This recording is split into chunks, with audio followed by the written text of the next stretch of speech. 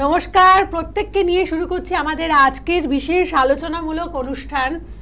কবিগুরুর কথায় ভালো মন্দ যাহাই আসুক সত্যের লও সহজে। আসলে জীবন এভাবেই এগিয়ে চলে, যেখানে ভালো মন্দ থাকবে, খারাপ সময় থাকবে, ভালো সময় থাকবে, চড়াই উতরাই থাকবেই। অতএব এই যে বিভিন্ন এক একটা সময় আসে, জীবনের এক একটা স্টেজ আসে, সেই অনুযায়ী কিন্তু নিজেদেরকে তৈরি করে নিতে হয়। অতএব খারাপ সময় আসলো বলে আমি একেবারে ভেঙে পড়লাম সেটা নয়, আবার ভালো সময় আসলো বলে ভীষণ আনন্দ করে কাটিয়ে দিলাম, এভাবেও যদি আপনি জীবনকে চালাতে চান তাহলে কিন্তু কোনোদিনই আপনি সেভাবে নিজেকে প্রতিষ্ঠিত করতে পারবেন না।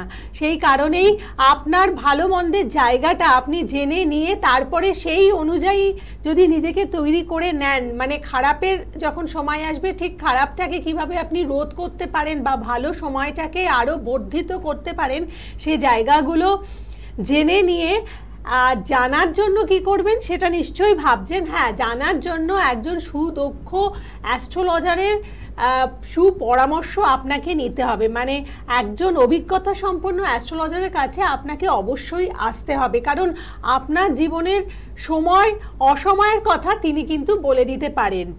আর এই অনুষ্ঠান মানে আপনাদের জন্য উপস্থিত থাকেন একজন শিক্ষিত অ্যাস্ট্রোলজার, এবং মানে শিক্ষিত বলতে যেটা বোঝাচ্ছি, তার যে শিক্ষা সেটা কিন্তু একেবারে অভ্যন্তরীণ শিক্ষা, কোনো বাহ্যিক শিক্ষা নয়, মানে শুধুমাত্র ডিগ্রিগত নয়, তিনি তার ভেতর থেকেও কিন্তু প্রচণ্ডভাবে শিক্ষিত এবং শুভ বুদ্ধি সম্পন্ন। সেই কারণেই ভালোভাবে আপনাদেরকে একটা গাইডলাইন দিতে জানেন। শুধুমাত্র কিছুটা অর্থ রোজগার করে আমি অল্প দিনে ভীষণ বড়লোক হয়ে যাব এইরকম কোনো ইচ্ছা নিয়ে তিনি কাজ করেন না।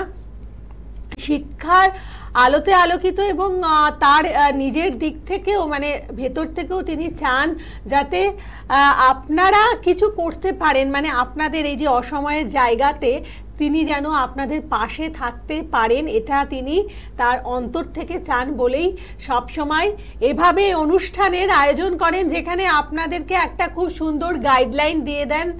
ধরুন খারাপ কিছু সময় আমাদের হয়তো সামনে রয়েছে, তো সেই খারাপ সময়ের মোকাবিলা আমরা কিভাবে করব এবং রাশি লগ্ন অনুযায়ী কাদের খারাপ সময় আসতে চলেছে, সেই বিস্তারিত আলোচনায় আজকের অনুষ্ঠানে আপনাদের জন্য উপস্থিত আছেন জ্যোতিষ আর্ণব গৌরব। তাকে আজকের অনুষ্ঠানে স্বাগত জানাই। নমস্কার। নমস্কার।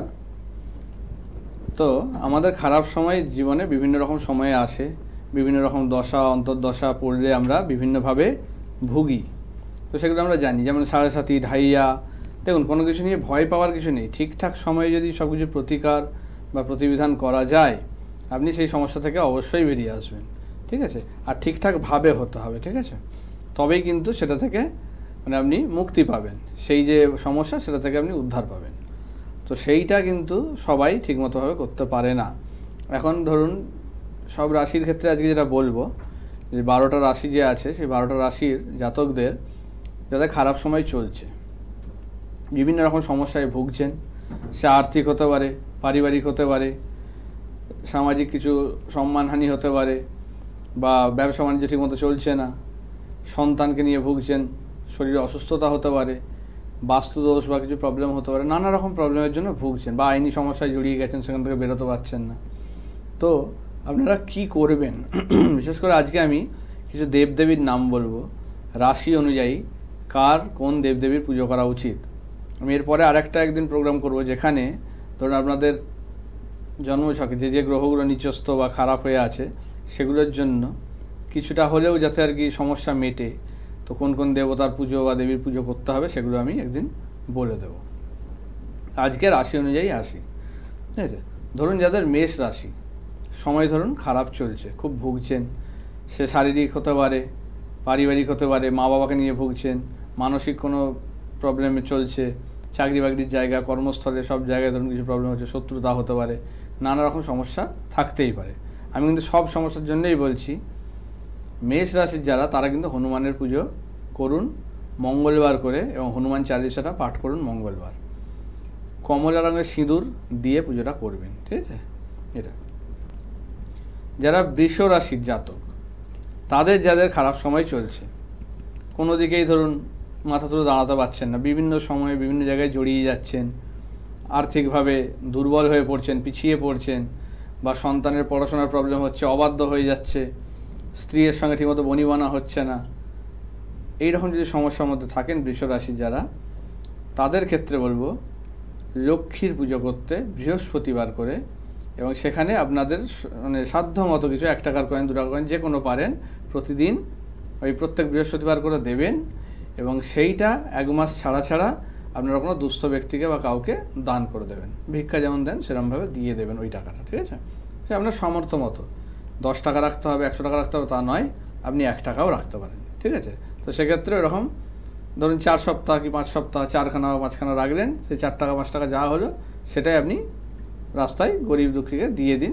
বৃহস্পতিবার করে এটা রাখবেন এবং 1 মাস পরে এটা দান করবেন। মিথুন রাশির ক্ষেত্রে আপনারা বুধবার করে গণেশের পুজো শুরু করুন। আর্থিক জায়গার সমস্যা অনেকটা কাটিয়ে দেবে। ব্যবসা বাণিজ্য যাদের প্রবলেম করছে তাদের কিন্তু অনেকটা জায়গাটা ঠিক করে দেবে। ধরুন টাকা আটকে আছে, ইনভেস্ট করেছেন, পাচ্ছেন না, প্রবলেম হচ্ছে, সেখান থেকে কোনো রকম লাভ পাচ্ছেন না, শুধু লোকসানই হয়ে যাচ্ছে, কিংবা নতুন কিছু শুরু করবেন ভাবছেন, সেটাতেও মানে সমস্যা হচ্ছে, বাধা আসছে, নানা রকমভাবে শত্রুতার কারণে জড়িয়ে যাচ্ছেন, কোনো ভালো কিছু করতে পারছেন না।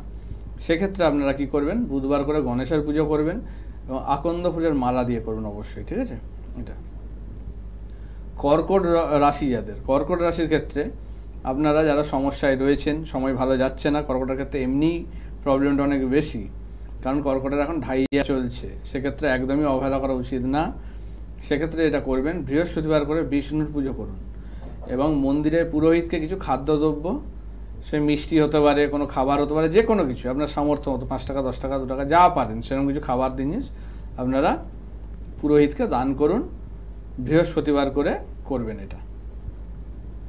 সিংহ রাশি যাদের, যারা এরকম খারাপ সময় যাচ্ছে, তা আজকে কিন্তু বলছি যাদের খারাপ সময় যাচ্ছে তাদের মানে যারা রেমেডি করাতে পারছেন না সহজে, বা রেমেডি, দেখুন রেমেডির ইয়ে তো এটা হবে না, এটাতে আপনার কিছুটা হলেও জায়গাটা থেকে রিকভার করবে। অবশ্যই রেমেডির দরকার রয়েছে, সেক্ষেত্রে আপনার ছক বা কিছু হাত দেখে জিনিসটা ঠিক করতে হবে, বা বাস্তুর কিছু প্রবলেম আছে সেগুলো থাকতে পারে, তো সেগুলো দেখে আপনার এক্স্যাক্ট কী রেমেডি করা উচিত বা কীভাবে করা উচিত সেগুলো যারা সমস্যায় আছেন তারা সেইভাবে যোগাযোগ করবেন। আর যারা রেমেডি করাবেন মনস্থির করবেন তারাই একমাত্র ইয়ে করবেন, কারণ ওই এসে করাবো দিয়ে আর পরে বলবেন যে করাবো না, এ করবো না, বিভিন্ন রকম প্রবলেম করেন, তো সেক্ষেত্রে তাদেরকে আমি বারণ করব যে তারা আসবেন না, শুধু শুধু জানার জন্য বা দেখার জন্য আসার কোনো দরকার নেই, ঠিক আছে? সেইভাবে আমি আপনাদের টাইম দিতে পারবো না, আমি এরকম মানে ক্লায়েন্টদের এন্টারটেন করি না। যারা সমস্যায় আছেন বা নিজের কি সমস্যা আসতে চলেছে সেগুলো নিয়ে জানতে চান এবং সেগুলোর প্রতিকার করাতে চান, অবশ্যই তারা যোগাযোগ করুন, ঠিক আছে? বা অনেক জায়গায় দেখিয়েছেন বিভিন্ন সমস্যা তাও মেটেনি, প্রবলেম ভুগছেন বিভিন্নভাবে, তারাই অবশ্যই যোগাযোগ করুন, আমি তাদেরকে সাহায্য করব, ঠিক আছে? তো এই হচ্ছে বলা। কারণ দেখুন একটা অনেকেই থাকে যে রেমেডি করাবো, এ করবো, বলবে, ইয়ে করবে, দিয়ে মনস্থির করে আপনার ধরুন সংকল্প বা কিছু একটা হয়, এগুলো কি একটা দৈবিক ব্যাপার, তো সেক্ষেত্রে মানে কখনোই মানে জিনিসটাকে যেটা ঠিক করবেন সেটাকে আবার ভবিষ্যতে চেঞ্জ করা এরকম মাইন্ড চেঞ্জ হলে কিন্তু তাদের জন্য রেমেডি নয়, তারা কিন্তু কখনো এরকমভাবে এ করবেন না, তা সেক্ষেত্রে কিন্তু সেটা ক্ষতি হয়। মানে সেই জিনিসটা আপনার নামে যখন সংকল্প বা কিছু হয়ে যাচ্ছে জিনিসটায়, তখন কিন্তু সেটা যদি আপনি ক্যান্সেল করেন বা কিছু করেন সেক্ষেত্রে কিন্তু মানে সেটা আপনারই ক্ষতি করবে। তো এই রকম মনোভাব নিয়ে আসবেন না, যাদের সম্পূর্ণ বিশ্বাস ভক্তি থাকবে তবেই আসবেন, অবিশ্বাস থাকলে একদম আসবেন না, ঠিক আছে? আমি তাদের কাজ করবও না, তাদের কাজ হবেও না, এটা আমি বলে রাখা, ঠিক আছে? সিংহ রাশি ক্ষেত্রে যাদের, তারা গণেশ এবং রাধা এই দুজনেরই পুজো করবেন বুধবার করে, সাদা বা হলুদ রঙের মোমবাতি জ্বালাবেন এই পুজোটার সময়, ঠিক আছে? প্রত্যেকদিন যেমন পুজো করেন সেই সময় মানে রাধা আর ইয়েকে পুজো দেবেন, মানে ফুল দেবেন, ফুল দিয়ে আর হচ্ছে একটা হলুদ অথবা সাদা যে কোনো একটা রঙের মোমবাতি প্রত্যেক বুধবার করে গণেশ এবং রাধার সামনে জ্বালাবেন, ঠিক আছে?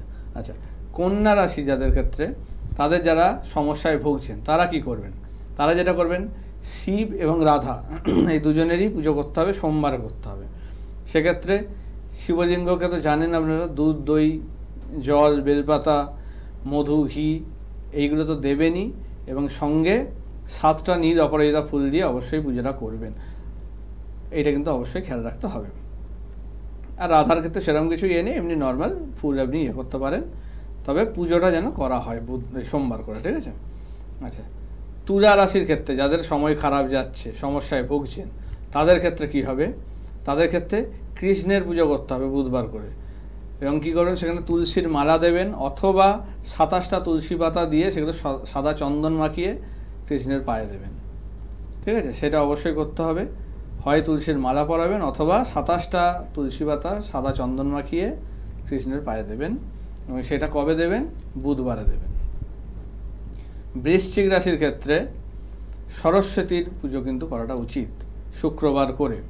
ঠিক আছে, সেক্ষেত্রে কেশর আর একটা গোটা হলুদ, এই দুটো জিনিসকে চন্দন মাখিয়ে আপনারা দেবেন সরস্বতী গাছে। ঠিক আছে, এটা করবেন। এটা যারা পড়াশোনা করছো তারাও করতে পারো, কোনো রাশির কোনো ব্যাপার নেই। মানে যারা পড়াশোনাতে আছো বা কেরিয়ার করছো, কম্পিটিটিভ এক্সাম বা বিভিন্ন রকম যারা মানে কেরিয়ার বিল্ডিং পড়াশোনার মধ্যে রয়েছে, তারা এটা করতেই পারো অবশ্যই। ধনু রাশির ক্ষেত্রে তারা মানে দুর্গার আর একটা যেটা রূপ গায়ত্রী, যেটা সেই গায়ত্রীর পুজো করতে হবে। এখানে মঙ্গলবার করে করতে হবে। লাল ফুল, লাল চন্দন মাখিয়ে মানে সেই ঠাকুরের পায়ের কাছে দিতে হবে, এবং একটা ঘিয়ের প্রদীপ জ্বালাতে হবে প্রত্যেক মঙ্গলবার। যদি ঠাকুর না পান, এমনি গায়ত্রীকে মনে মনে করে আপনারা দিতে পারেন ঠাকুরের আসনে ওখানে। ঠিক আছে, সেটা করতে পারেন। আচ্ছা, মকর যারা, মকরের ক্ষেত্রে রামের পুজো করাটা খুব ভালো। রবিবারে করবেন অবশ্যই। এবং আপনারা সমস্ত কিছু যেমন পুজো করেন নর্মাল করবেন, তবে প্রসাদে গুড় সামান্য হলেও রাখবেন। গুড়ের ইয়েটা যেন থাকে, গুড় বা গুড়ের কোনো প্রোডাক্ট যেন অবশ্যই থাকে, সেটা কিন্তু খুব দরকার রবিবারে পুজোটায়। আচ্ছা, কুম্ভ রাশির ক্ষেত্রে তারা কি করবেন? তারা দুর্গা এবং শিব দুজনেরই পুজো করবেন যাদের খারাপ সময় চলছে। এই ক্ষেত্রে দুজনের দুটো বার থাকবে। দুর্গার পুজোটা আপনারা বুধবারে করবেন এবং শিবের পুজো সোমবারে করবেন। এই জিনিসটা অবশ্যই করুন, আপনাদের খারাপ সময়টা অনেকটাই কাটবে। কারণ কুম্ভর ক্ষেত্রে কিন্তু এখন সময়টা খুব খারাপ, কারণ এখন কুম্ভর ওপর দিয়ে শনি যাচ্ছে। তো শনির একদম মেন ওই জায়গাতেই বসে আছে। তো শনির 7.5 যে প্রভাব কুম্ভের ওপর কিন্তু এখন বিরাট, কারণ শনি এখন কুম্ভেই বসে আছে। আর 7-8 মাস পরে বেরিয়ে যাবে। সেটা কবে? 29শে মার্চ অবধি কিন্তু এই জায়গাটা তো খুবই মানে ভয়ের জায়গা থাকছেই। তো সেটা কিন্তু খুব সাবধান। আপনারা দুর্গার পুজো এবং শিবের পুজোটা করবেন রেগুলারলি। শিবের যেমন বলেছি সেরকমভাবেই আপনারা শুধু দুধ, জল, বেলপাতা এটাও ঢালতে পারেন। জল গঙ্গা জল হলেও ভালো, আর না হলে আপনারা খাবারের জল নর্মাল দিতে পারেন, পরিষ্কার খাবার জল, সেটাও আপনারা দিতে পারেন, কোনো অসুবিধা নেই। ঠিক আছে, মীন রাশির ক্ষেত্রে যারা, তারা কিন্তু গৌরী এবং বিষ্ণু এই দুই ঠাকুরের পুজো করতে হবে। গৌরীর পুজো করতে হবে শুক্রবারে এবং বিষ্ণুর পুজো করতে হবে বৃহস্পতিবারে। কোনো সেরকম কিছু নিয়ম নেই, নর্মাল ফুল দিয়ে আপনারা পুজো করবেন, কোনো অসুবিধা কিছু নেই। ঠিক আছে, কোনো মিষ্টি কিছু প্রসাদ দেবেন, এবং সেই মিষ্টি আপনারা পারলে কোনো ছোট বাচ্চাদের, বিশেষ করে ঘরে যদি থাকে তাদেরকে দিতে পারেন, অথবা বাইরে কোনো বাচ্চাকে সেই মিষ্টি খাওয়াবেন। এটা কিন্তু মানে শুক্রবার এবং বৃহস্পতিবার এই দুটো দিনই করতে হবে আপনাদের মীন রাশির ক্ষেত্রে। তো এই গেল মানে রাশি অনুযায়ী কোন কোন দেবদেবীর পুজো করব যখন আমার খারাপ সময় যাচ্ছে এবং বিভিন্ন রকম সমস্যায় আমি ভুগছি, তখন কিন্তু এই দেবদেবীগুলোর পুজো অবশ্যই মানে করা উচিত রাশি অনুযায়ী তাদের। বেশ, তাহলে মানে কোন দেবদেবীর পুজো করে আপনার অসময়কে আপনি কিন্তু কিছুটা রোধ করতে পারেন, সেই বিশেষ আলোচনা। এবং এটা কিন্তু অত্যন্ত সহজ একটি পদ্ধতি, যেটা অবলম্বন করতে আশা করছি আপনাদের কারো কোনো কষ্ট হবে না। কিন্তু একটা ব্যাপার, এই যে বিভিন্ন দেবদেবীর যে নামগুলো আপনি বললেন, মানে যেমন লাস্টে যেটা মীন রাশির জন্য শুনলাম গৌরী, বিষ্ণু, তো এই যে বিষ্ণু দেবের মন্দির কি খুঁজে যেতে হবে না কোনো একটা ফটো? বাড়িতে সেই ঠাকুরের ফটো হোক, মূর্তি হোক, যা কিছু আপনারা রেখে সেটা পুজো করতে পারেন। এমন কোনো ব্যাপার নেই যে মন্দিরে গিয়ে করতে হবে। ঠিক আছে, সেটা বাড়িতে রেখেও করতে পারে, কোনো অসুবিধা নেই। আমি কোনোটাই বলিনি কিন্তু যে মন্দিরে গিয়ে করতে হবে। আপনি যদি বাড়িতে রাখতে পারেন রাখবেন অবশ্যই, তবে মানে সব ঠাকুরেরই কিন্তু মানে একটা করে রাখবেন। আমি বারবার বলি, একের বেশি যেন না হয়, এটা কিন্তু খেয়াল রাখবেন। একাধিক মূর্তি বা একটাই থাকবে, একের বেশি। অনেকে ধরুন দুটো শিবলিঙ্গ রেখে দিয়েছেন, এইগুলো কিন্তু মারাত্মক ভুল, এগুলো করবেন না। এগুলো কিন্তু মানে আপনি নিজের বিপদ নিজে ডেকে আনছেন, এগুলো একদমই চলে না। একটা ঠাকুরের মূর্তি একটা রাখুন, আপনি 1000 রকমের ঠাকুরের রাখুন, কোনো অসুবিধা নেই, কিন্তু সবারই যেন একটা করে থাকে, এইটা মাথায় রাখতে হবে। তাহলে মানে এই যে টিপসগুলো বা এই যে কথাগুলো বলছেন, এগুলো কিন্তু ভীষণভাবে প্রয়োজনীয়। কারণ আমরা অনেক ভুলভ্রান্তি হয়তো করে ফেলি, সেই কারণেই আমাদের যে মানে সম্ভাব্য জায়গাগুলো আমরা অনেকেই পায় না জীবনে। হয়তো দেখা যাচ্ছে চার্ট বলছে তার মানে ভাগ্যের জায়গাটা খুব ভালো, কিন্তু সেরকম ভাবে কোনোদিনও সে ভাগ্যের যে একটা ভালো ফলাফল সেটা পাই না। আমরা নিজেদের দোষেই অনেক কিছু এরকম ভুল ভ্রান্তিগুলো করে ফেলি, কিন্তু মানে এগুলো সবসময় জেনে রাখা উচিত। যেমন যে কোনো কিছু সম্বন্ধে মানে আইনটাও যেমন আমাদের মানুষের জানা উচিত, সেরকম এই ধরনের জিনিসগুলোর ক্ষেত্রেও কিন্তু নিয়মগুলো কিন্তু অবশ্যই জানা উচিত। না জানাটা কিন্তু নিজের দোষ, এটা কিন্তু অন্য কারো দোষ নয়। আমি আইন জানি না বলে যে কোনো কিছু করে ফেললাম, কিন্তু আমি তো জানি না এরকম হতে পারে, সেটা কিন্তু কোনো ইয়ে নয়, মানে নির্দোষিতা বা কোনো রকম কিছু ইয়ে আর কি অজুহাত হতে পারে না। সেটা কিন্তু আপনার না জানাটা আপনার অন্যায়, সেটা জানাটা উচিত প্রত্যেকেরই। সেই কারণেই মানে কোনো এই উপাচার বলুন, নিয়ম বলুন, এগুলো পালন করা, যেখানে যা খুশি শুনছি সেরকমভাবে করবেন না, কারণ এগুলো প্রত্যেকটার কিন্তু নিজস্ব কিছু প্যাটার্ন থাকে, নিজস্ব কিছু পদ্ধতি থাকে, সেইভাবেই করা উচিত। সবার ক্ষেত্রে কিন্তু সব কিছু পুজো সব কিছু চলে না, সেটাও দেখতে হবে। আপনি মনে করেন যে আমি এই পুজো ওই পুজো সবই করছি, তাতে কিন্তু আপনার ক্ষতি হচ্ছে, কারণ রাশি লগ্ন অনুযায়ী কিছু কিছু পুজো আপনাদের ক্ষেত্রে না করাও ভালো, ঠিক আছে? সেগুলো দেখতে হয় কোনটা আপনার জন্য শুভ হবে। একদমই, সেটা হচ্ছে একদিন আলোচনা করবো সেগুলো নিয়ে। তো এইগুলো জেনে নিয়ে করবেন, তাহলে অবশ্যই। অনেকেই বলে যে আমি তো সব ঠাকুরকেই পুজো করছি, যে কোনো ঠাকুরকে কপালে ঠুকছি, এ করছি, মন্দিরে গিয়ে করছি, কিন্তু আমার কেন এত প্রবলেম? আপনার প্রবলেম আপনি না জেনে করছেন জিনিসগুলো। কোনটা করা উচিত কোনটা করা উচিত নয় বুঝছেন না, কোনটা কোন সময়ে করা উচিত সেটাও বুঝছেন না।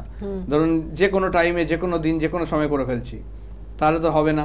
প্রত্যেকটার একটা নির্দিষ্ট টাইম আছে, নিয়ম আছে, মেনে করতে হবে, তবে গিয়ে আপনি সেটার ফল পাবেন। না হলে কিন্তু কোনোভাবেই সম্ভব নয় এই ফলটা পাওয়া। একদম। আর যারা যোগাযোগ করতে চাইছেন আপনারা অবশ্যই ফোন করে নেবেন, বুকিং নাম্বারে ফোন করে অ্যাডভান্স বুকিং করে বিভিন্ন চেম্বারে আপনারা আসবেন। আর এই মুহূর্তে আমরা শুনে নেব যারা যারা আসলেন, এসে কাজ করিয়েছেন জ্যোতিষার্ণব গৌরবের কাছে, তারা কি বলতে চাইছেন, তাদের বক্তব্যতে চলে যাব। আমার নাম সঙ্গীতা মুখার্জি। আপনি কার কাছে এসেছিলেন? আমি জ্যোতিষার্ণব গৌরবের কাছে এসেছিলাম। কি কারণে এসেছিলেন? আমি আমার ছেলে অরিত্র মুখার্জির জন্য এসেছিলাম। কি প্রবলেম ছিল? প্রবলেমের মধ্যে ছেলের শরীরের ব্যাপার ছিল, ছেলের শিক্ষার লেখাপড়ার দিকটা খুব একটা মনোযোগ ছিল না। সব দিক থেকে উনি আমাকে ভীষণভাবে গাইড করেছেন। এখন ছেলের পড়াশোনার দিকটাও মনোযোগ এসেছে, বিভিন্ন ফাঁড়া উনি কাটিয়ে দিতে পেরেছেন। ওনাকে ভীষণভাবে ভরসা করা যায়। আগের রেজাল্ট কেমন ছিল? আগের রেজাল্ট আগে যে পড়াশোনায় খুব একটা মনোযোগ ছিল সেটা নয়, কিন্তু এখন পড়তে বসছে, রেজাল্টও অনেকটাই ভালো হচ্ছে। এখন সবটাই ওনার ইচ্ছেতে, ওনার চেষ্টায়, ওনার উপর ভরসা করতে পেরেছি, উনি সুযোগটা দিয়েছেন বলে হয়েছে। ঠিক, আপনারা ভালো থাকুন, এইভাবে বিশ্বাস করে চলুন, অসুবিধা হবে না, সমস্ত সময়ই আছে। ঠিক আছে, আপনার নাম বলুন। চিত্রা বর্ধন। আচ্ছা, আপনি কি এখানে কার কাছে এসেছিলেন? কার কাছে এসেছিলেন? নামটা? জ্যোতিষার্ণব গৌরবের কাছে। আচ্ছা, কি কারণে এসেছিলেন? আমি আমার ছেলের ব্যাপারেই এসেছিলাম। ছেলের রোগ ভোগ, চাকরির জন্য, সবকিছুর জন্য আমার সব সার্থক হয়ে গেছে। ছেলের চাকরি হয়েছে? হ্যাঁ, ছেলের চাকরি হয়েছে। দাদার কাছে আসার পর আমার সব সার্থক হয়েছে। আমার নিজের বাড়ি ঘর দরের ব্যাপারেও এসেছিলাম, সবকিছুই আমার সার্থক হয়েছে। ঠিক আছে, ভালো থাকবেন। আমরা বক্তব্য শুনে ফিরে আসলাম আবার আলোচনামূলক অনুষ্ঠানে। তো এবার আমরা শুনবো সেই রাশি এবং লগ্নের যারা জাতক জাতিকা রয়েছে তাদের কথা, যাদের মানে আসন্ন সময়ে হয়তো কিছু সম্ভাব্য খারাপ সময় আসতে চলেছে, কিন্তু সেই খারাপ সময়টা যদি আপনাদের আগে থেকে একটা নোটিফিকেশন থাকে, তো সেই অনুযায়ী আপনারা কিভাবে নিজেদেরকে রক্ষা করবেন, মানে কিভাবে আপনারা নিজেদের প্রোটেকশন নেবেন, সেই জায়গাটাও কিন্তু বলে দেবেন আজকের অনুষ্ঠানে জ্যোতিষার্ণব গৌরব। তো এই যে খারাপ সময় আসে, যেটা বলছিলাম যে সাড়ে ঢাইয়া বা বিভিন্ন রকম প্রবলেম যেগুলো আসে আমাদের জীবনে, এইগুলোর কিন্তু মানে একটা সার্টেন টাইম পিরিয়ড রয়েছে, যার আগে যদি প্রতিকার বা রেমেডি নেওয়া যায়, তাহলে কিন্তু এর প্রভাবটা কিন্তু আপনার উপর পড়বে না ইন দ্য সেন্স মানে খুবই কম, মিনিমাল ইয়েতে চলে যাবে। তো সেক্ষেত্রে মিনিমাম 6 মাস থেকে 8 মাস আগে বুঝতে হবে যে আপনার ঢাইয়া বা সাড়ে প্রতিকারটা করিয়ে নেওয়া। ঠিক আছে, তো এখন যেমন কর্কট আর বৃশ্চিকের ক্ষেত্রে চলছে ঢাইয়া, মকর কুম্ভ মিনের ক্ষেত্রে চলছে সাড়ে এরপরে যেটা আসবে যে কুম্ভ মিন আর মেষ, এদের ক্ষেত্রে কিন্তু সাড়ে শুরু হচ্ছে, মানে মেষের ক্ষেত্রে সরাসরি শুরু হচ্ছে, আর কুম্ভ আর মিনের ক্ষেত্রে তো ছিলই। তো সেক্ষেত্রে কুম্ভর লাস্ট স্টেজ, মিনের সেকেন্ড স্টেজ, আর মেষের ক্ষেত্রে ফার্স্ট স্টেজ শুরু হচ্ছে। তো মেষের যারা, তারা কিন্তু এই সময় কিন্তু আগের থেকে প্রতিকার করিয়ে নিতে হবে, কারণ মার্চ মাস থেকে কিন্তু শুরু হচ্ছে তাদের 7.5, 29শে মার্চের পর থেকে। তো সেই কারণে আগের থেকে যদি প্রতিকার করিয়ে নেওয়া যায় তাহলে কিন্তু এই 7.5 প্রভাব ভুগতে হবে না। 7.5 বিভিন্ন রকম প্রবলেম আনে, আবার অনেক সময় ভালোও করে, এমন নয় যে সবসময় খারাপ করবে তা নয়। তার ছকে দেখতে হবে যে শনি কেমন পজিশানে আছে। যদি ভালো পজিশানে থাকে, ভালো জায়গায় থাকে, ভালো শুভ গ্রহযুক্ত হয়ে থাকে, মিত্র গ্রহের সঙ্গে থাকে, তাহলে তার শনি অতটা প্রভাব ফেলবে না। তো সেক্ষেত্রে সেগুলো বুঝতে হবে যে কীরকমভাবে ডিস্টার্ব হয়ে আছে শনি, শনির উপর কার কার দৃষ্টি পড়ছে, সেইগুলো ম্যাটার করে যায়। তো সেইগুলো যদি আপনি মেনে চলতে পারেন, এবার যেমন সিংহর ক্ষেত্রে শুরু হবে আর ধনুর ক্ষেত্রে শুরু হবে, সিংহ আর ধনুর ক্ষেত্রে ঢাইয়া শুরু হবে। তো এই ধরনের রাশি যারা আছেন বা লগ্ন যারা আছেন তারা অবশ্যই মানে এর আগে আগে প্রতিকারগুলো করিয়ে নেবেন ঢাইয়ার ক্ষেত্রে, নাহলে কিন্তু এই সময়টা কিন্তু মারাত্মক দুর্ভোগে কিন্তু পড়বেন। এগুলোর বলা মানে সেক্ষেত্রে মানে যদি ঠিকঠাক করে ঠিকঠাক সময়ে যদি প্রতিকার করা হয় তাহলে কিন্তু অবশ্যই আপনি সেটা থেকে মুক্তি পাবেন। তো ঢাইয়া 7.5 এগুলো দেখাতে গেলে বিভিন্ন রকমভাবে মানে গোচরটাকে ভালো করে বুঝতে হবে। আর গোচর বুঝতে গেলে আগে অষ্টবর্গ বিচার আপনাকে জানতে হবে। অষ্টবর্গ বিচার না করে কিন্তু গোচরের ফল ঠিকমতো ভাবে আপনি প্রেডিক্ট করতে পারবেন না। এই অষ্টবর্গ, দশবর্গ এই ধরনের বর্গগুলোর কিন্তু বিভিন্ন ভাবে কিন্তু গুরুত্ব রয়েছে আমাদের অ্যাস্ট্রোলজিক্যাল মানে ক্যালকুলেশনের ক্ষেত্রে। তো সেইগুলো কিন্তু আপনি যেখানে যান আমি আশা করি সেখানে কেউ করে না, আপনার জন্য করে দেয় না, কিন্তু আপনি আমার কাছে কিন্তু এগুলো সব পাবেন। আমি কিন্তু সেইভাবেই আমার ক্লায়েন্টদেরকে দেখি, সেইভাবেই ট্রিট করি। আপনি আমার ক্লায়েন্টদের সঙ্গে কথা বলেও দেখে নিতে পারেন যে আমি তাদেরকে কতটা টাইম দিয়ে কতটা কিভাবে আমি তাদেরকে দেখি বা কিভাবে তাদেরকে গাইড করি। ওরকম 2 মিনিট 5 মিনিট আমি নিজের ফোন নিজেই ধরি, আমি ওরকমভাবে কাউকে ইয়ে করি না, মানে প্রত্যেকে আমার সঙ্গে কথা বলতেও পারে, ঠিক আছে? তো সেই জিনিসটা কিন্তু থাকে। এবার আমি আসি কিছু লগ্ন আর রাশির কম্বিনেশন বলবো, যে সমস্ত জাতকরা এই লগ্ন আর রাশি, যেমন কর্কট লগ্ন এবং কুম্ভ রাশি যাদের মানে একসঙ্গে দুটো হতে হবে, এমন নয় শুধু কর্কট লগ্ন শুধু কুম্ভ রাশি তা নয়। মানে ধরুন আপনার কর্কট লগ্ন এবং কুম্ভ রাশি, তবেই কিন্তু এটা বলছি তাদের ক্ষেত্রে যাদের 20 থেকে 40-এর মধ্যে বয়স, তাদের ক্ষেত্রে কিন্তু হাড়ের সমস্যা কিন্তু মানে ভয়ানকভাবে তাদের প্রবলেম দেবে। কোনো চোটাঘাত, বড় সড়ো রকমের চোটাঘাতে কিন্তু পড়বেন, সেটা কিন্তু আগস্ট থেকে এই ডিসেম্বরের মধ্যে, যেটা কিন্তু অপারেশনের জায়গা বাড়বে। আর মানে ইয়ে সম্পর্কে একটা কিন্তু ডিস্টার্ব আনবে, সেটা হচ্ছে বিবাহিত জীবনেই হোক বা লাভ লাইফেই হোক, কিন্তু প্রচণ্ডভাবে অপমানিত এই জায়গাটা কিন্তু তৈরি করবে। কথা শুনবেন, অপমানিত হবেন, বিভিন্নভাবে ডিস্টার্ব হবে, সেটা কিন্তু ভেঙে যাওয়ার মতো যোগও তৈরি করতে পারে, মানসিকভাবে খুব ডিস্টার্ব করে দেবে। এটা একটা। আচ্ছা, যাদের মীন লগ্ন তুলা রাশি 30-এর মধ্যে বয়স, তাদের কিন্তু পড়াশোনার জায়গায় কিন্তু প্রচণ্ডভাবে ডিস্টার্ব কিছু আসতে চলেছে। তাদের কিন্তু দুরারোগ্য কোনো রোগ ব্যাধি কিন্তু ধরা পড়বে এই সময়টায়, যেটা কিন্তু তাদেরকে মানে সারা জীবন মানে তাদের শেষ করে দেবে, সেই জায়গাটা কিন্তু রয়েছে। তাই যারা এইরকম লগ্ন রাশির জন্য পড়ে আছেন তারা কিন্তু ইমিডিয়েট কোনো ভালো অ্যাস্ট্রোলজারের সঙ্গে যোগাযোগ করে এই জায়গাগুলো কিন্তু ঠিক করে নিন ছক দেখিয়ে, তবে কিন্তু জায়গাটা থেকে আপনারা বেরোতে পারবেন, না হলে কিন্তু মানে মৃত্যুযোগের মতো সময় কিন্তু আনতে পারে। বৃশ্চিক লগ্ন কন্যা রাশির ক্ষেত্রে আপনাদের ব্যবহার এবং কথাবার্তার কারণে সম্পর্ক ভেঙে যাবে। মকর লগ্ন কর্কট রাশির ক্ষেত্রে চরম আর্থিক দুরবস্থা আসতে চলেছে, লোকসান হবে।